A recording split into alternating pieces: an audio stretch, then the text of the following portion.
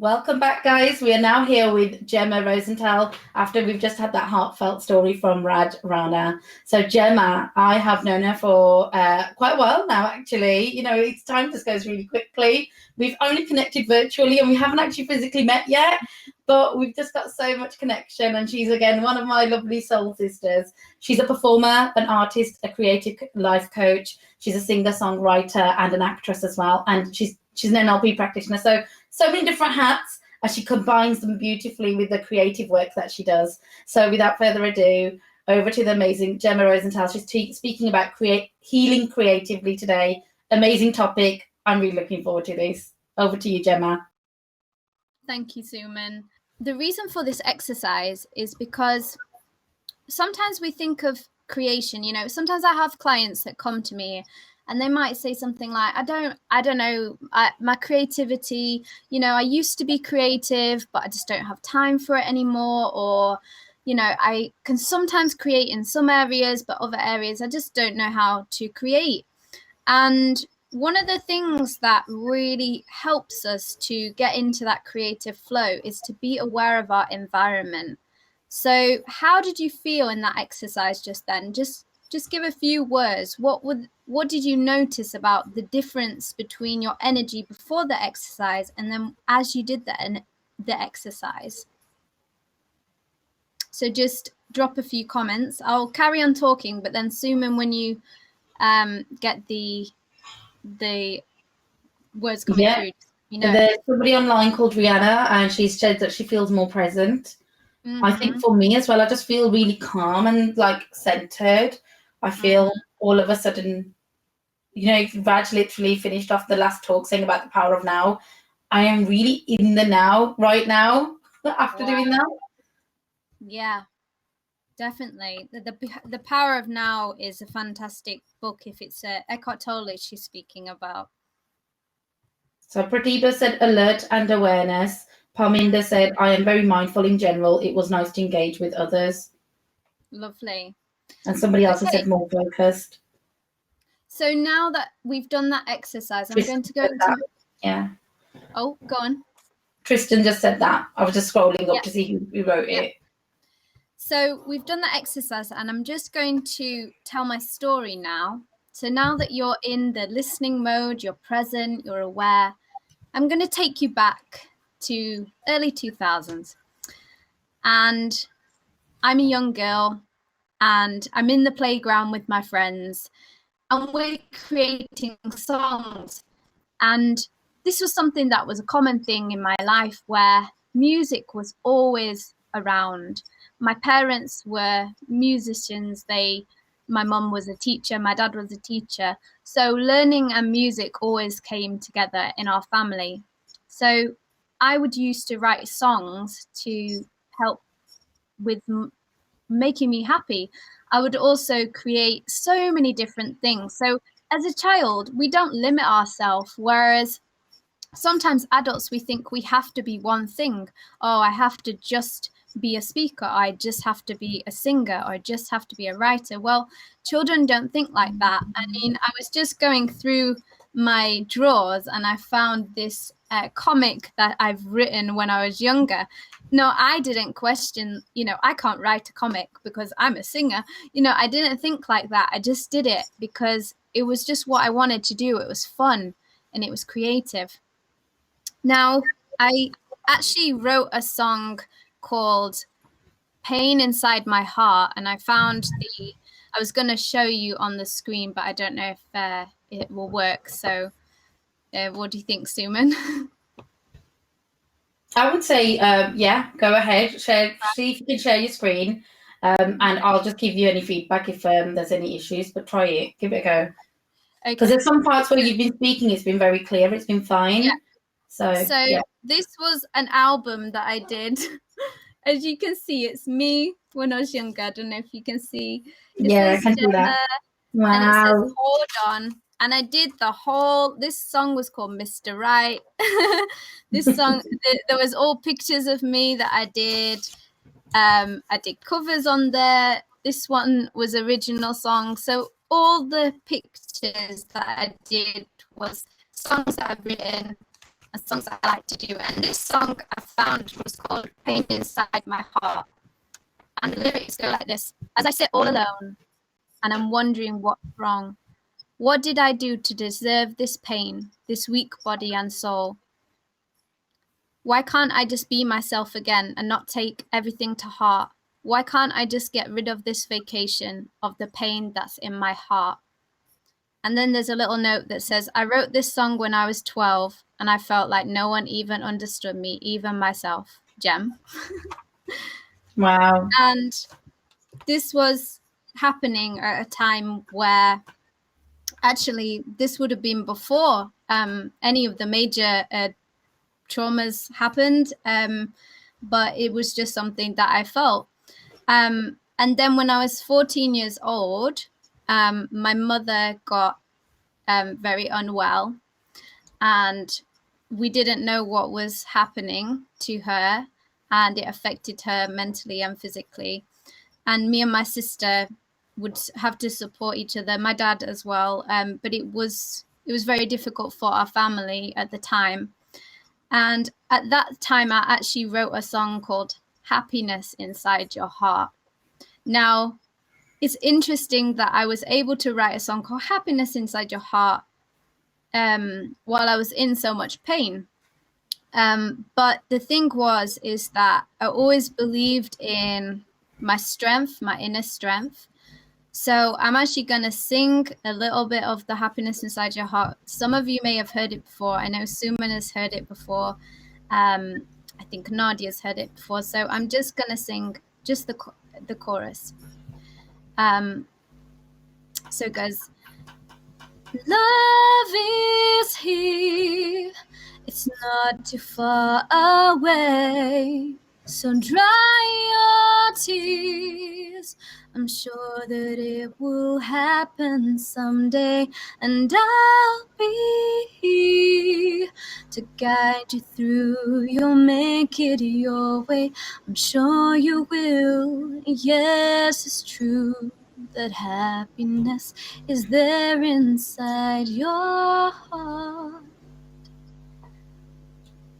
So this song was I was 14 years old, and yet I already had the wisdom to know that even when you're in deep pain, there's always happiness, and you can always make it out the other side. Now, moving on to when I was older, I was 18 years old. I was auditioning for drama schools, and it wasn't easy. I didn't get through some of them. There was a lot of setbacks, but I did end up getting a scholarship at one of the best performing arts colleges in the UK, Erdang Academy. And I did professional dance and musical theatre. Now, this was like fast paced. It was like kick, step, turn around, da, da, da. It was like all that jazz, musical theatre. But it was also a lot of strong acting work. So we did Shakespeare, we did ballet, everything that you can think of to do with musical theatre, acting, and dance. And it was a dream come true. I'd visualized it. I'd wrote it down before and said, I'm going to be in London on the stage in a performing arts school. I watched the film Fame. I don't know if, and I saw it on stage. I remember watching Fame when I was younger and seeing the woman on the stage. I said, I'm going to be there. I'm going to live forever. Like, I'm going to learn how to fly. Like, that was me. Like, I just wanted that life. I wanted to be on the stage. I wanted to sing, everybody to know my name. That was what it was about. So I was raring to go. I'd finished my course. I got a first. I was on the high life. I got my first job in a pantomime. I was touring. And then I got the flu. I tried to carry on as I was performing on stage, dancing, and it got worse and worse and worse. I didn't have an understudy. I was so worried. I thought I had to carry on. Then eventually the leaders of the show said, you have to come in. I had to travel all the way to the other side of London to get there, but they said, look, you're not well. Like, and they seemed to suggest as well that I was mentally not well, which was something that didn't occur to me, because I was thinking, hang on a second, you know, I'm someone that meditates. I'm someone that I've read A New Earth by Eckhart Tolle. You know, I'm manifesting my dreams. How can you possibly say that I am not mentally well? Like, it really upset me. But unfortunately, my mental health did get worse. I tried to get help and I wasn't able to see. I was put on a waiting list at the doctors in London. Eventually, they did call me up and they said, you know, your CBT is ready. But by this time, I was in Sheffield. I was back at home, and I said to them, thank you for calling me. I appreciate that I've been put on the CBT, but you're too late. I've been in hospital and I was sectioned. So I could have had the help, but yeah, unfortunately, I was put in hospital. So I've been in mental hospital. I've come out and I'm laid in bed and I'm just, my London flat is gone. My high life of drama school is gone. I don't have a job anymore. I'm back at home. My hair's falling out because of the tablets. My face is swelled up. I feel horrible. And I think, how the hell am I going to get through this? And, you know, my mum asked me to come along to an event called Chance to Dance. It's an event that happens in Sheffield, every year normally. And I said, do you know what? I don't want to go. I don't want to show my face. I don't want anyone to know that I've been, you know, in hospital. I don't want that shame. So I put on my sunglasses and I thought, do you know what? I'll go, because why not see some dancing, even though I thought it was going to make me even more upset because I couldn't dance anymore.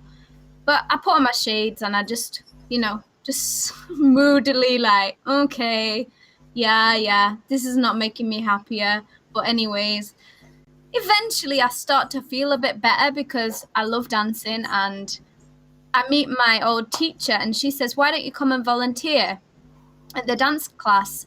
So I ended up volunteering as a dance teacher, did my training as a dance teacher, started to teach dancing, which was great because it ended up me able to choreograph. I was creating again.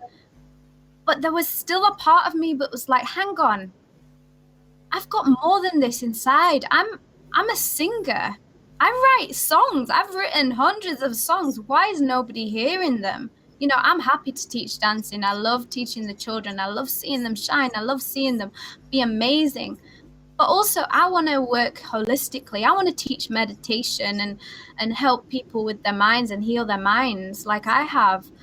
And so I left the job I was teaching dancing, but I still do teach dancing, but just not so much, just sort of more in the schedule that I'm working with. And I decided to train as a life coach. And, you know, I ended up working on a podcast called Find, Tell, Share with Chris. And then I met Suman, the manifestation maven, started doing loads of events. I'm now going to be an author in 2 books, anthologies, one with Ritu Sharma, you're going to hear soon. And in that book, I tell the story of how I overcame my mental health using creative tools. One of them is, it's all in the book, so you have to get the book to hear more, because I don't have much time today to share that story. But I found that there's a way through. There's a way through any problem that you're having mentally. There's always a way through. And creativity is such a powerful tool. I'll just show you quickly just some of the things that I do. Like, this is just an example of some artwork. That's some strawberries I did. it's just some things that, you know, it doesn't have to be, we always think about business things, ideas. Oh, I've got to create a massive business. But sometimes it's about our own well-being. So I was doing these things for years, and then I was thinking, why am I just cutting and sticking? This is not going to help my business. Well, actually, last year I got asked to do a creative healing workshop with Sisters with One Voice. Sorry, not last year, 2019. And do you know what I did in that workshop? We did cutting and sticking. And then we did some songs, and I wrote a song for the Sisters with One Voice.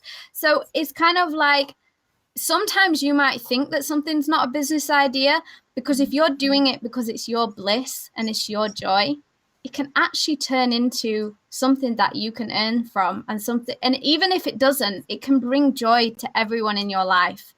So now I'm a creative coach. I help people with their creativity and to find their voices. If you want to write a song, if you want to get your book done, if you want to do artwork, then life coaching is a way forward to find that way of actually getting it out there and actually doing it, not necessarily even for anyone else, just for yourself, because you deserve it.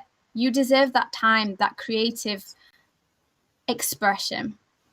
Awesome. Thank you so much, Gemma.